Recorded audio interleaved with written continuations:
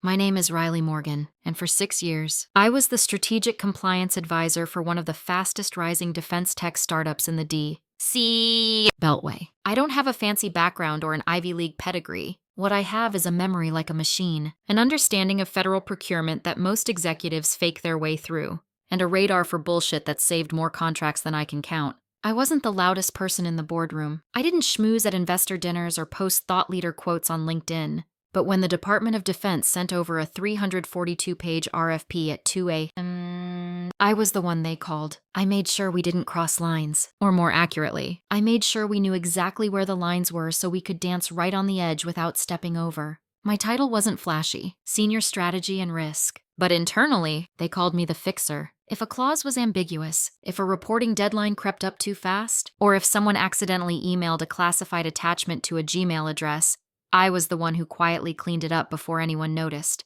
Until I wasn't. When I left the company amicably, cleanly, I thought that chapter of my life was over. I had plans to start consulting on my own terms. No more red-eye compliance reviews. No more pretending not to hear the whispers in rooms full of men who never expected a woman to understand cost ceilings and sub-recipient audits. Then, 2 months later, I received a curious call from someone at the Office of Federal Contract Oversight.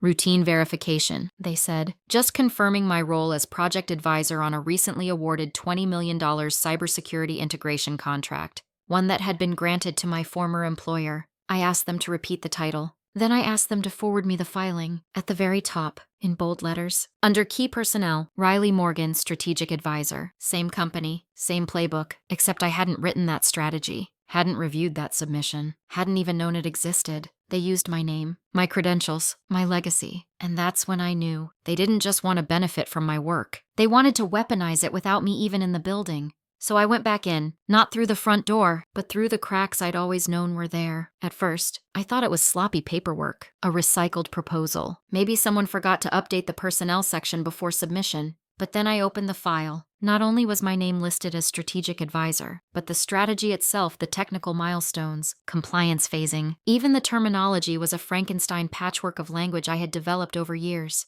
Pieces pulled from past drafts, internal memos, annotated white papers I'd written under NDA. But this version, it was wrong, a little too polished in the wrong places, and dangerously vague in others, like someone had taken my original frameworks, stripped out the nuance, and shoved them into a shiny narrative made to impress procurement officers. And there, at the bottom of the document, in a section titled Developed in Consultation with my name again, alongside Grant Matheson. Grant was a mid-level business dev guy back when I left. Loud, smooth, mostly harmless. He never touched technical strategy, barely understood how compliance clauses worked, but he was ambitious and always made sure he was in the room when credit was handed out. I hadn't spoken to him since I left. He didn't even send a goodbye message. Now, suddenly, he was listed as principal contract manager and apparently had enough clearance to submit federal documentation with my name on it.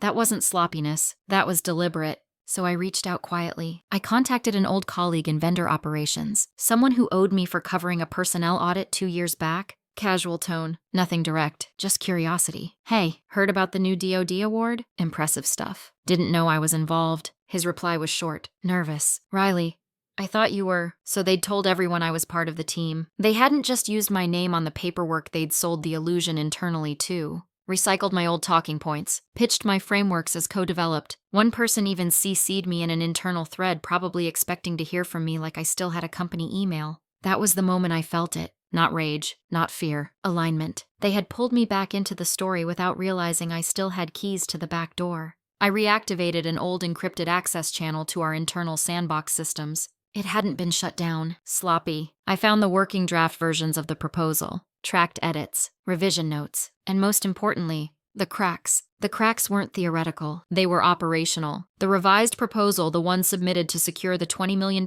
contract, contained language I would have never approved. Especially not in a federal bid. There were misstatements of capability, inflated readiness levels, and one line that chilled me to the bone. Cloud migration protocol and endpoint encryption modules tested and deployed. Except I knew because I had personally killed that module 6 months before I left that it had failed internal validation. Twice. We weren't ready then, and from what I could see in the updated logs, they hadn't fixed it. They lied to the government, using my name. It wasn't just unethical, it was criminal. I stared at that sentence for a long time, feeling a very specific kind of cold spread through my chest. Not the panic of being framed, but the calculation of how many people had signed off on that lie. And who exactly thought I'd never see it? I didn't go to the press. I didn't even go to a lawyer. Instead, I called someone I hadn't spoken to in 4 years, Daniel Cross, technical advisor to the Office of Inspector General for Defense Contracting. We met once, long ago, when I flagged a compliance breach during a joint venture between my company and a now-defunct subcontractor. I'd given him a clean, quiet file, and he'd told me, afterward, if you ever see something again, real fraud, not just sloppiness, call me. I didn't say much on the phone, just one line. I think someone used my name to validate a compromised DoD proposal. His pause was immediate. Heavy, then, do you have evidence? Not all of it, yet, but I know where to look. He gave me a burner email. Send me only metadata, nothing that would flag. Then he added something else. If your name's on that award file, they've already risked a felony. Be careful they won't risk a second. I hung up and sat in the dark. That was the moment I realized this wasn't just about reclaiming credit or protecting my name. This was about liability. This was about federal dollars. This was about a government contract built on fiction sanctioned by people who assumed no one would check the foundation. And I was going to dismantle it, from the inside, brick by brick, without a sound. I knew I couldn't walk in through the front door not without tipping someone off. So I went through the ghost paths. Most companies, especially fast-growing ones in defense tech, are so focused on securing the front gate that they forget to close the windows. I'd built those windows, not out of malice, out of necessity. Testing environments, sandbox archives, old collaboration tools still tied to inactive contractor profiles. They forgot to disable mine, so I slipped back in, quietly, patiently, every night for a week. I reviewed version histories, metadata,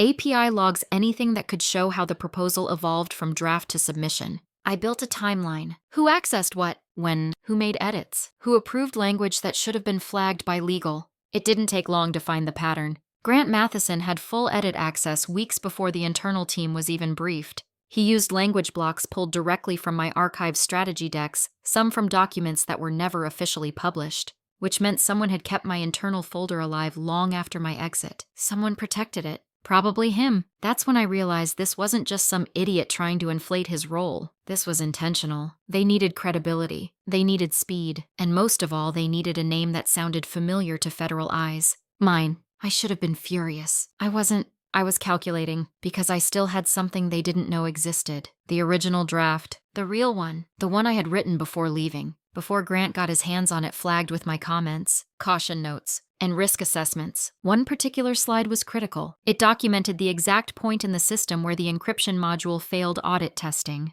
The submitted version. That slide was gone. Erased. But metadata never lies. I checked the revision log. It showed my note. Not ready for deployment risks, endpoint instability under field stress. Deleted 2 days before submission. By Grant. That was my leverage. Not just the fact that they used my name, but that they erased the warning I left behind. I backed it all up on 3 separate encrypted drives. One for me, one for the Inspector General, and one, in case things got ugly, for the press. I wasn't just holding a grudge. I was holding a live wire. And when the time came, I knew exactly where to plug it in. The truth didn't hit all at once. It unraveled one breadcrumb at a time. It started with a subcontractor code I didn't recognize. Buried deep in the procurement breakdown of the submitted proposal was a section on third-party implementation, cloud security hardening, endpoint redundancy, access protocol infrastructure, standard stuff, except the vendor listed wasn't one I had ever approved or worked with.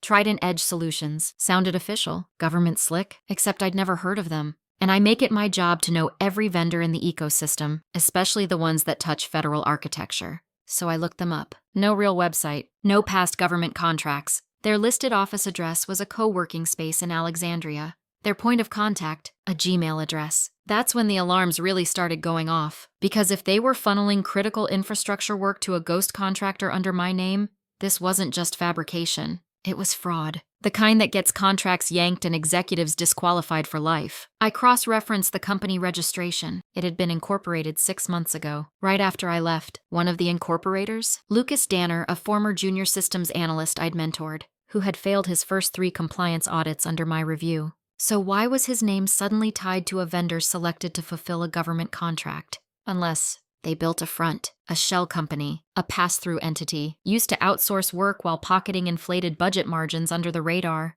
Someone inside had set it up to look legitimate on paper, knowing that the Riley Morgan name on the proposal would give it just enough legitimacy to avoid scrutiny. It was a house of cards built on my reputation, and it was about to collapse. I sent a discreet message to Daniel Cross. Found an unregistered subcontractor tied to the encryption module. Fake address, thin docs, registered by an internal junior. Need to meet face to face. He responded within the hour. One word. Tomorrow. The next morning, we met in a quiet government cafe that looked more like a DMV waiting room than a tactical nerve center. I handed him a small black drive, labeled, indexed, time-stamped. He didn't ask how I got the files. He didn't need to. He scrolled in silence, pausing only once to enlarge the vendor registration screen and cross-check it against a procurement database. That, he said quietly, is a felony waiting to happen. I nodded, and they used my name to do it. He closed the laptop. We're going to open a preliminary review. Quiet. For now, I knew what that meant. Background calls, pressure points. Let them sweat. As I left the building, I realized something strange. I wasn't angry anymore. I wasn't even nervous. I was clear. They hadn't just tried to erase me. They tried to weaponize my silence. But I'd turned it into a mirror, and now they were going to see exactly what they'd built. Reflected back at full scale, the first shot wasn't loud. It came as a favor. A former colleague, someone I trusted enough to grab coffee with once in a while, messaged me out of the blue. Hey, just a heads up. People at HQ are asking if you've been talking to anyone in oversight. No context. No follow-up. Just a clean warning. They knew. Or they suspected. Either way, someone had picked up the scent. Within 48 hours, I received an email from an unfamiliar legal firm, contract clarification and IP verification regarding the use of my previous contributions. The language was formal, civil, and sharp around the edges. Buried in the third paragraph was a request. Please confirm in writing whether you intend to assert any ownership over strategic content or compliance protocols developed during your previous employment. In other words, back off, quietly. I didn't respond, not to them. Instead, I called a lawyer of my own, someone I trusted. I laid out the situation, the names, the contract, the fake subcontractor. He didn't flinch. You're not the one who needs to be scared, he said. Then he told me what I already suspected. They were trying to bait me, get me to respond in writing, commit to something they could twist into a counterclaim, corner me legally while pretending to play nice. Cute. The next escalation was less subtle. My LinkedIn was suddenly flooded with connection requests from unfamiliar government consultants. Think tank types, private defense auditors. Some were real, some, I suspected, were eyes. A few days later, I started receiving anonymous calls, blocked numbers, long pauses, silent voicemails. My old address was used to sign up for half a dozen junk subscriptions. Harmless on the surface, but the message was clear. We see you. They wanted me rattled, reactive, sloppy. But all they did was confirm that pressure was building on their end. I waited a week. Then I sent an encrypted message to Daniel Cross. They've started pushing. You still want the second half of the file. His reply was almost immediate. Absolutely. And I think it's time you met someone. We met in an underground conference room at a satellite office that didn't have a name on the door. I was introduced to a woman named Leah, Senior Internal Auditor for Defense Contract Accountability. Quiet, efficient, terrifying in the way she said very little but looked like she noticed everything. I handed over the rest of the documentation, the original strategy files, audit failure logs, Trident Edge incorporation trail. She said nothing for 10 straight minutes while reviewing the structure I'd laid out.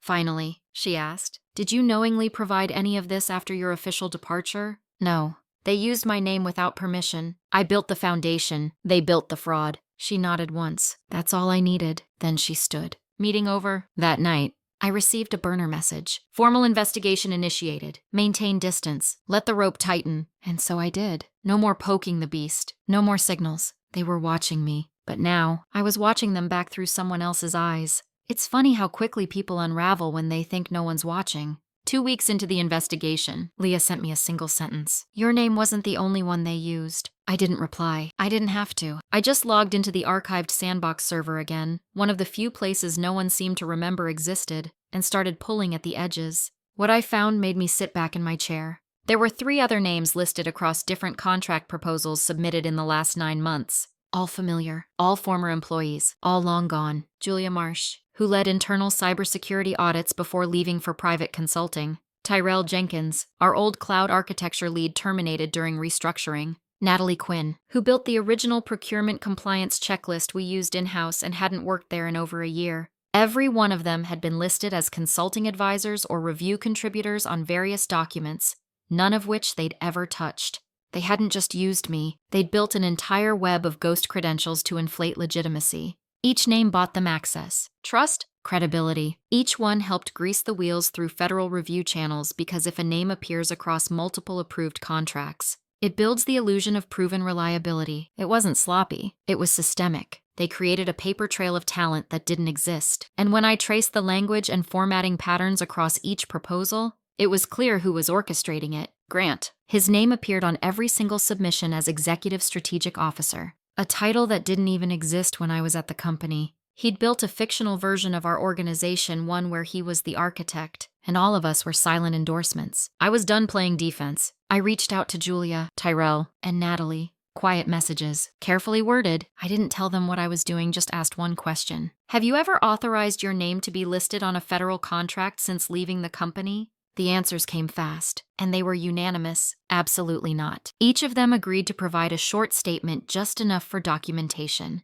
No drama, just fact. Leah took the updates with the same quiet efficiency she always did, but I could tell something shifted. Her eyes sharpened. Her note was shorter this time. This goes beyond procurement fraud. This touches national contractor clearance standards. We'll escalate. From that point on, the rhythm changed. I stopped logging into the sandbox, stopped poking around the back channels, not out of fear, out of design, because now I knew everything I needed to know. The false advisors, the shell subcontractor, the manipulated audit logs. The paper trail was real and I'd tied it all back to one name. And the irony, the same man who once told me, "You're great at the details, Riley, but you'll never be the face they put on stage." He was right. I never wanted the stage. But now, I held the script, and his lines were about to be cut. There's a particular kind of silence that settles before a fall. The kind that feels too calm, too orderly, like the moment before a power grid overloads, not chaos, not noise, just a pause too perfect to trust. That's when I knew it was time. No more watching, no more waiting. It was time to move, but not loud, never loud. I started with a document and index, a living, breathing record of every name, every fake credential, every internal timestamp. Each fraudulent submission tied back to specific federal contracts, each name matched to someone who could publicly deny involvement, and every single manipulation traceable to one central figure.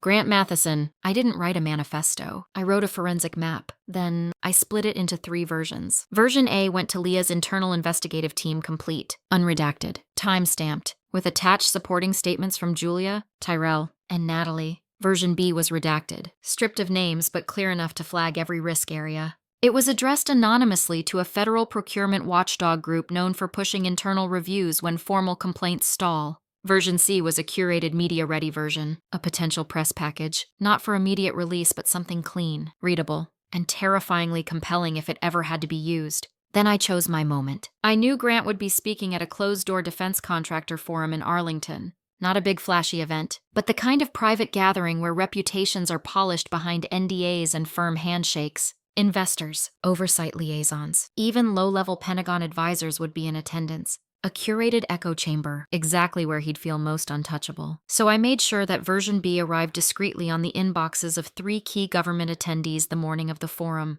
sent from a masked account routed through multiple proxies. Just enough time for them to read it before stepping into the room. I didn't need them to make a scene. I just needed them to look at him differently. Doubt is a virus in those rooms. Once it spreads, reputations don't fall, they dissolve. But that wasn't the real move. The real move came 2 days later. I sent Grant an email. From my personal account. Subject line simple. For your records. Attached. A single PDF. The original version of the proposal he'd butchered. My strategy. Annotated in my own hand. The version with the failed encryption module clearly flagged. The same module he'd claimed was fully functional. The message body said only this. Still think I was never meant to be the face? He didn't reply, but I saw the reaction. Through channels. Through Leah. Through whispers. Suddenly, Trident Edge Solutions. His fake subcontractor was delisted from several internal databases. Compliance rechecks were ordered, and the forum where he spoke, his name was scrubbed from their summary minutes. The pressure was real now, and he could feel it. Every hand he shook that week might have been the one to investigate him. Every smile could have been a setup. Every great job on the contract could have been laced with suspicion. I hadn't exposed him, not yet. I'd just made him visible. And for men like him, visibility is the one thing they can't survive. It didn't take much to finish it. All the heavy lifting was already done. The cracks were spreading. The eyes were watching. And Grant, well, he was sweating. Not visibly. Not yet. But his moves had changed. He stopped posting on LinkedIn, canceled a scheduled webinar on strategic compliance in emerging defense tech. His calendar, usually so public, so curated, went dark. That told me everything. He was bracing, so I gave him something to brace for. It started with a formal whistleblower packet, submitted through a federal protected channel, co-signed confidentially by the 3 other former employees whose names had been misused. Each of them signed only one paragraph. I did not authorize the use of my name, materials, or credentials in any part of this contract submission. Simple. Legal. Devastating. Once submitted, there was no walking it back. The contract would be flagged. Internal review would trigger mandatory freezes. Investigators would reach out to verify timelines, edit histories, and personnel access. It wouldn't matter if Grant tried to cover his tracks now. The metadata was already in motion. I knew the agency protocol. I'd helped design one of the earlier draft compliance checklists years ago. They'd stall him with formal questions, first minor requests that seemed harmless. But each one would buy time to unspool the web he built. Then came the final push. I leaked version C, not to a journalist, not to a blog. I sent it to a government tech ethics newsletter run by former contract auditors, people who'd never signed an NDA in their life and lived for exposing procedural failure. They published it in 48 hours. The strategy that never was. How silent credentials built a $20 million lie. It went viral in every defense-adjacent corner of the internet. Quietly at first. No names, no company logo. Just a story that sounded a little too familiar to a lot of the right people. Then, someone leaked the company name. It was over after that. Investors pulled back. The agency issued a temporary suspension of work order. And Grant, he resigned before the internal disciplinary hearing could even begin. Cited health reasons. The company didn't collapse. It limped. They issued a soft apology, shuffled leadership, offered vague reassurances about retraining and internal oversight. But the contract pulled. The federal government doesn't like being lied to, especially when the lie has already been printed and shared. And me, I didn't ask for credit, didn't tweet about it, didn't send a single "I told you so." I just turned off my alerts, logged out of the burner accounts, and walked into my favorite coffee shop like it was any other Tuesday. Because when you take down something from the inside, the loudest sound you hear is silence. The final confirmation came in a 2-line email. Subject, resolution. Body, investigation closed. Contract officially voided. All named parties disqualified from future submissions pending review. It wasn't signed. It didn't need to be. That email was a full stop. I forwarded it to no one. Saved it under a folder titled Done and then encrypted the drive. Not because I thought it would disappear, but because I didn't need it anymore. The damage was already documented. The story already moved. Grant had vanished from every directory, his digital presence scrubbed, or at least buried deep under layers of silence and plausible deniability. I'd heard whispers he was consulting privately now. Maybe he was. Maybe he wasn't. Didn't matter. The government didn't blacklist him loudly. They never do, but they remember. They mark. His name now lives on the wrong side of the unspoken ledger. And the company? They're still around. Smaller, quieter, rebuilding under new leadership who speak carefully and act cautiously. Their proposals are now triple reviewed. Oversight is no longer a checkbox, it's a shadow in every room. No one ever said my name, not in the reports, not in the press, not even in the company's internal memo. And that was the most satisfying part, because they tried to use my name to fake legitimacy. And in the end, they had to erase me completely just to survive. That was my final move. Not exposure, not revenge, erasure by choice. The opposite of what they tried to do. They thought taking my name off the record would silence me, but I made sure that by the time they removed it, the only thing left holding their story together was gone with it. 3 weeks later, I got a call from a number I didn't recognize. I let it go to voicemail. The message was short-measured. Careful, Ms. Morgan. This is Director Ames from the Office of Federal Contract Integrity. We'd like to speak with you regarding a potential advisory role. Independent, limited scope, discretion guaranteed. I stared at the transcript for a long time before hitting play.